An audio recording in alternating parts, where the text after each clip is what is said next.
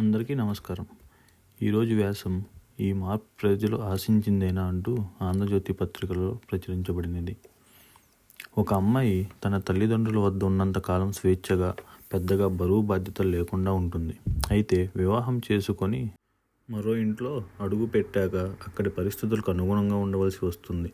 అన్నింటినీ ఆకలింపు చేసుకొని తన బాధ్యతలు ఏమిటో అర్థం చేసుకోవాల్సి వస్తుంది. మన వెంకయ్యనాయుడు కూడా ఇప్పటి వరకు పార్లమెంట్ సభ్యుడిగా, కేంద్ర మంత్రిగా అనేక పదవులు నిర్వహించారు.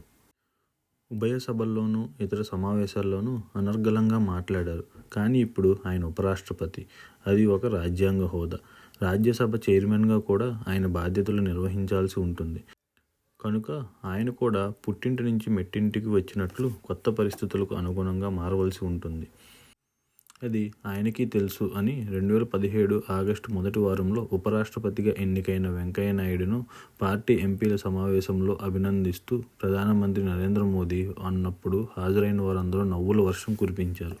మోదీ ఎంత సహజమైన ఉదాహరణ ఇచ్చారని ఒకరిద్దరు వ్యాఖ్యానించారు. 2001 నుండి 2014 వరకు గుజరాత్ ముఖ్యమంత్రిగా, 2014 నుంచి ఇప్పటి వరకు ప్రధానమంత్రిగా బాధ్యతలు నిర్వర్తిస్తూ నరేంద్ర మోదీ కూడా ఇప్పుడు ఒక కొత్త వాతావరణంలోకి అడుగుపెట్టారు. ఇప్పటి వరకు ఆయన సారథ్యంలో బీజేపీ ఎన్నిసార్లు పోటీ చేసినా అన్నిసార్లు అత్యధిక మెజారిటీ సాధించింది. 13 సంవత్సరాలు గుజరాత్ ముఖ్యమంత్రిగా ఉన్నా, 10 సంవత్సరాలు దేశ ప్రధానిగా ఉన్నా ఎప్పుడూ ఇతర పార్టీల బలంపై ఆధారపడవలసిన అవసరం ఆయనకు రాలేదు. ఈ ఎన్నికల్లో ఎన్డీఏకు పూర్తి మెజారిటీ వచ్చినా ఆయన సొంత పార్టీ బీజేపీకి పూర్తి సంఖ్యాబలం రాలేదు. ఎన్నికలకు ముందే ఒక కూటమిగా ఏర్పడిన ఎన్డీఏకు సారథిగా కూడా మోదీయే ఉన్నందున ఆయన నాయకత్వానికి వచ్చిన డోకా ఏమీ లేదు. కానీ ఒక రకంగా గత 23 సంవత్సరాల ఆయన అనుభవంతో పోలిస్తే ఇప్పుడు ఆయన నిర్వహించేది కొత్త సంసారమే అని చెప్పక తప్పదు.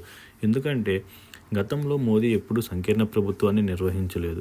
అయితే 1999-2004 మధ్య అటల్ బిహారీ వాజ్పేయి నేతృత్వంలో బీజేపీ ఏర్పరిచిన సంకీర్ణ ప్రభుత్వానికి, ఇప్పుడు మోడీ నాయకత్వంలో ఏర్పాటు చేసిన సంకీర్ణ ప్రభుత్వానికి కొన్ని పోలికలున్నాయి.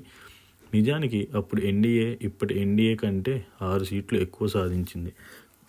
కాంగ్రెస్ ప్రధానులు తర్వాత 5 ఏళ్లు పాలించిన తొలి కాంగ్రెసేతర ప్రధానిగా గుర్తింపు పొందిన వాజ్పేయి సారథ్యంలో నాడు ఎన్డీఏకు 299 సీట్లు రాగా, ఇప్పుడు మోదీ సారథ్యంలోని ఎన్డీఏకు 293 సీట్లు లభించాయి.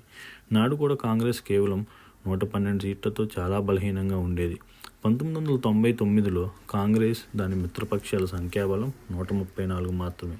ఇప్పుడు 232 సీట్లు సాధించి ఇండియా కూటమి కంటే ఈ బలం ఎంతో తక్కువ. బీజేపీకి 2 సార్లు మెజార్టీ సాధించి పెట్టి 10 ఏళ్లు ప్రభుత్వాన్ని తిరుగులేకుండా నిర్వహించిన మోదీ ఇప్పటికే చరిత్రలో నిలిచిపోయారు. అయితే ఒక సంకీర్ణ ప్రభుత్వానికి సారథిగా 5 ఏళ్లు పాలనను నిర్వహించిన పీవీ వాజ్పేయి, 10 ఏళ్ల పాటు యూపీఏ ప్రభుత్వాన్ని నిర్వహించిన మన్మోహన్ సింగ్ కూడా చరిత్రలో నిలిచిపోయిన నాయకులే. జాతీయ స్థాయిలో మెజార్టీ సంఖ్యాబలంతో ప్రభుత్వాన్ని 10 ఏళ్లు నిర్వహించిన వ్యక్తే సంకీర్ణ ప్రభుత్వాన్ని నిర్వహించవలసి వచ్చిన ఉదంతాలు భారతదేశంలోనే లేవు. అయినప్పటికీ మోదీ ఈ బాధ్యతను అవలీలగా నిర్వహిస్తారన్న విషయంలో అనుమానాలు అక్కర్లేదు. అందుకు అనేక కారణాలు ఉన్నాయి. ఒకటి, ఎన్డీఏలో బీజేపీ ఇప్పుడు 240 సీట్లు సాధించిన బలమైన పక్షం. కేవలం 32 సీట్లు అదనంగా ఉంటే చాలు, ఆయనకు మెజారిటీ దోకా ఉండలేదు. పైపెచ్చు వాజ్పేయి లాగా ఆయనకు ఎన్డీఏలో బలమైన మద్దతు ఉన్నది.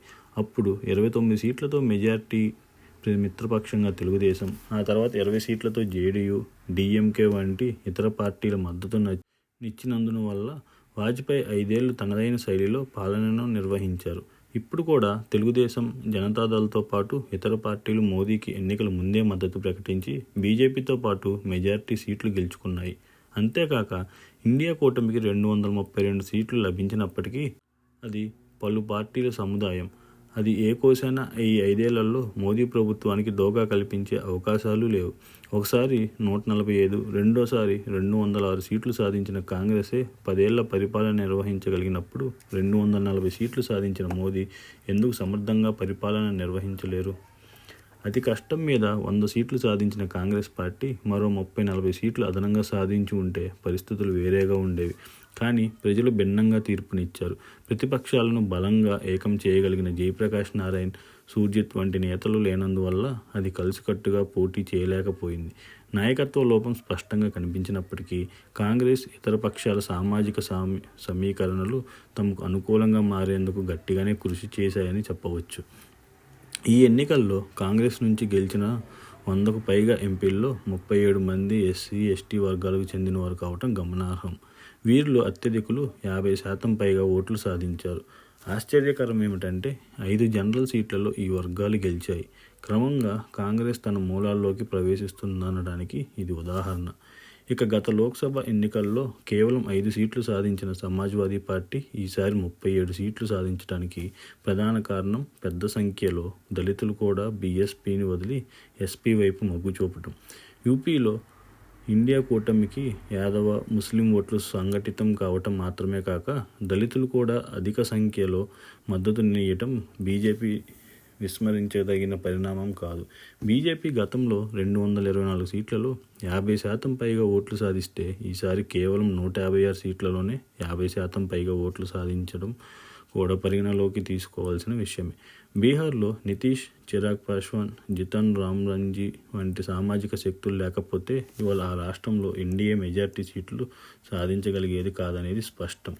బహుశా ఈ విషయం గమనించినందువల్లే మోదీ యూపీ, బీహార్కు కేంద్ర కేబినెట్లో అత్యధిక మంత్రి పదవులు కల్పించి ఉండవచ్చు. అయితే కాంగ్రెస్ విజయంతో ఆ పార్టీ నేతలు ఉబ్బితబ్బిన కానక్కర్లేదు. 2019లో కంటే అది కేవలం 2.5% ఓట్లు అధికంగా సాధిస్తే బీజేపీ 1% కంటే తక్కువ ఓట్లు కోల్పోయింది. సామాజిక న్యాయ ఎజెండాతో ఎన్నికల్లో ప్రవేశించిన ఇండియా కూటమి ఈ ఎజెండాను అన్ని చోట్ల ప్రజల్లోకి తీసుకెళ్లలేకపోయినందున వల్ల అనుకున్న ఫలితాలు సాధించలేకపోయింది. తెలంగాణ లాంటి చోట్ల బీజేపీ ఉధృతిని అరికట్టలేకపోయింది. దాదాపు 40% మేరకు దళితులు, ఆదివాసీలు ఉన్న ఒడిశాలో బిజు జనతాదళ్ ప్రత్యామ్నాయంగా బీజేపీని ఆదరిస్తున్న విషయం తెలిసినప్పటికీ కాంగ్రెస్ ప్రేక్షక పాత్ర మాత్రమే పోషించింది.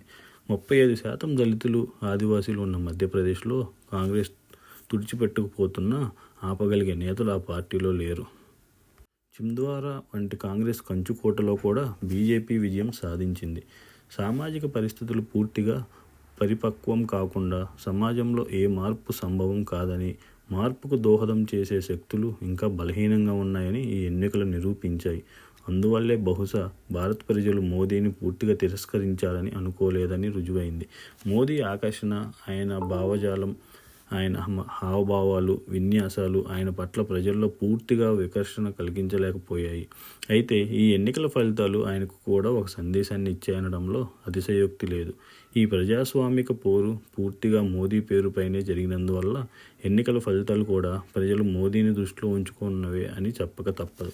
ఈ విషయం గ్రహించినందువల్లే మోదీ ఎన్నికల ఫలితాలు వచ్చినప్పటి నుంచి పూర్తిగా మారిపోయినట్లు వ్యవహరిస్తున్నారు.